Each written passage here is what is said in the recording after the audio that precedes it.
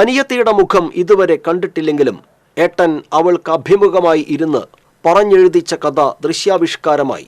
കാഴ്ചയില്ലാത്തവരുടെ കണ്ണായ white cane എന്ന പേരിലാണ് സ്വന്തം അനുഭവങ്ങൾ കൂടി ചേർത്തുവെച്ച് വിഷ്ണു സുനിൽ ഹൃദയം കൊണ്ടെഴുതിയത്. വിഷ്ണു ബ്രെയിൻ ലിപിയിൽ എഴുതിയ ശേഷം സഹോദരി വിസ്മയാക്കി പറഞ്ഞുകൊടുത്താണ് കഥ അക്ഷരരൂപത്തിലാക്കിയത്. കാഴ്ചയില്ലാത്തവർ നേരിടുന്ന പ്രശ്നങ്ങളും വെല്ലുവിളികളും തരണം ചെയ്ത് ജില്ലാ കളക്ടർ പദവിയിലേക്ക് എത്തുന്നതിനുള്ള മാർഗങ്ങളാണ് കഥയുടെ വിഷയം. 17 മിനിറ്റ് ദൈർഘ്യമുള്ള ഈ ഹ്രസ്വചിത്രത്തിന്റെ തിരക്കഥ PK കൃഷ്ണൻകുട്ടിയും സംവിധാനം KR നാരായണൻകുട്ടിയും ക്യാമറ ഗിരീഷ് കുഴൂരും നിർവഹിച്ചു.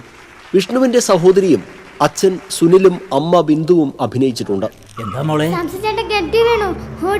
എന്റെ ഭഗവതി, ചതിച്ചോ മോളെ? എവിടെയാവത്?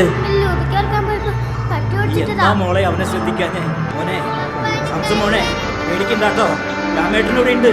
പേടിക്കണ്ട, പേടിക്കണ്ട, എല്ലാവരും ഇവിടെ ഉണ്ട് മോനെ. കേട്ടോ,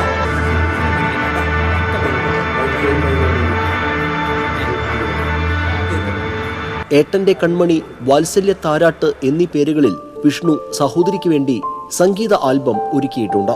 കാഴ്ച പരിമിതരായിട്ടുള്ള ആളുകൾ, അവരെ സമൂഹത്തിൽ അവർ ജീവിക്കുന്ന സാഹചര്യമൊക്കെയാണ് ഇതിൽ ഞങ്ങൾ പരാമർശിക്കുന്നത്. ഇതൊരു വലിയ ടീം വർക്കാണ്. ഞങ്ങൾ കുറേ പേര് ഇതിൽ അഭിനയിച്ചിട്ടുണ്ട്. ആലുവ കീഴ്മാട് ബ്ലൈൻഡ് സ്കൂളിൽ 7ാം ക്ലാസ്സിൽ പഠിക്കുമ്പോൾ സംസ്ഥാന തലത്തിൽ പ്രസംഗ മത്സരത്തിൽ 1ാം സ്ഥാനം ലഭിച്ചിട്ടുണ്ട്.